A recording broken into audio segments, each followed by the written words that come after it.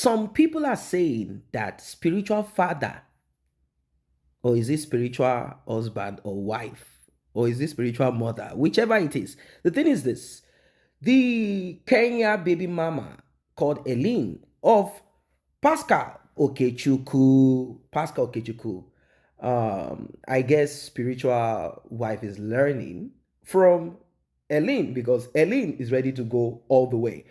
She decided to give Pascal Okechukwu, that is called Cubana chief priest, you know who he is.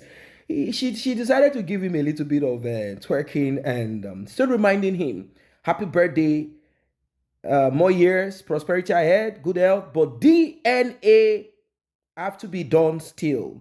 Now, whilst we are kind of laughing and people are kind of like, oh, look at her with her leggings and her flat shoe, it shows that this one no dey gree. I mean, she's back and she has gone back to the gym. Like, you know what? I'm not going to sit back in desperation like someone who needs money and all of that. I'm going to put myself to work. She hit the gym and obviously she's trying to reconnect herself back into the society. This is someone who left Kenya down to Nigeria. Most of these ladies, they come to Nigeria because they've been told that Nigeria is a land of milk and honey. There might be a lot of things wrong in Nigeria. I mean, certain things wrong in Nigeria. But the thing is this: Nigerian men, yes, we have stingy people, but in general, Nigerian men are providers. And that's why other African countries, they have come, if for anything at all, any negative thing that can be said about Nigeria or Nigerian men, there is one thing that the whole of Africa is willing to repeat. I mean, women from other African countries. One thing is this: they cannot but not say that Nigerian men, they have open palms, meaning they can give you and take care of you and gift you and make your life less miserable. Now, I'm not saying we do not have stingy people. I'm not saying we do not have people who will not just waste money on, frivolities on women. We have people who are conscious of, people like Eileen. They don't want to put their bola inside of someone like Eileen and then end up with a baby pregnancy that they are not willing to fulfill. So we have people like that who will not want to go that route. And we have people who are willing to go all the way. They want Uganda women, they want Kenya, they want women from other parts of Africa.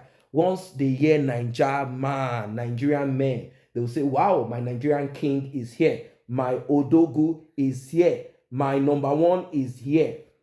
Something like that. My angel is here. All of this is because Nigerian men are willing to go all the way.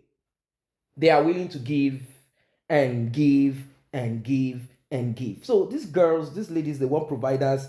They want men that will. And don't forget also that Nigerian parties can be very interesting. So Nigerian men like to impress. There is this thing about them. They can be loud. Nigerians in general, let me say, they can be loud. They want their presence. It's basically like how Americans behave. When you see Americans leave their space, they might be ignorant of other things happening all over the world, which basically you find most Americans. They are ignorant of what happens all over the world. It's like they are so engrossed in what's happening in their country alone. They don't know what is happening. They might even ask you if, at times, so funny. So Nigerians can be like Americans. That's just the thing. They can be very loud in a way. I mean, they want to impress themselves wherever they go, just like how Americans do. It's always about number one.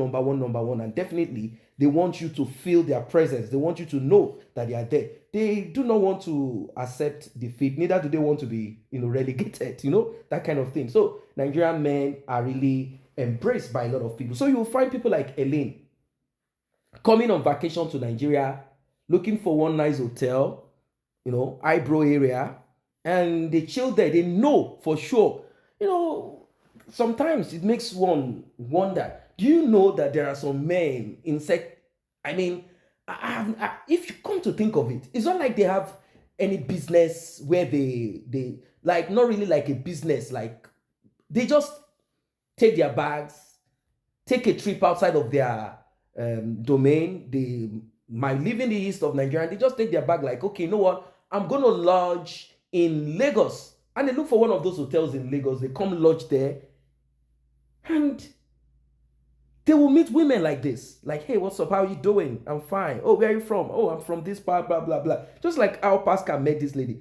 Pascal met this lady according to what both of them cannot deny, particularly Pascal. They met themselves in one of those hotels in Lagos. Pascal lodged in that hotel. She too came there. She claimed she came on vacation.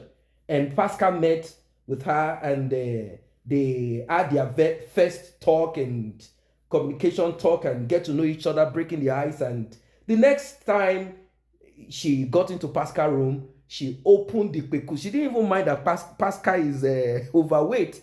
Bro, I mean, she just looked at Pascal like, and then she too wasn't as big as this.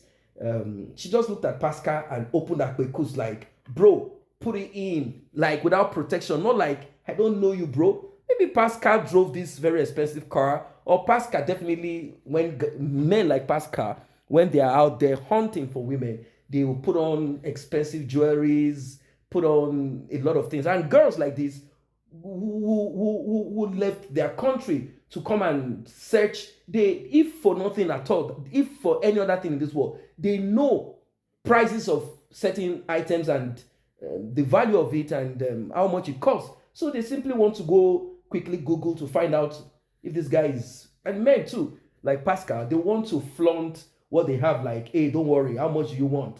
And she felt like she had met her own king.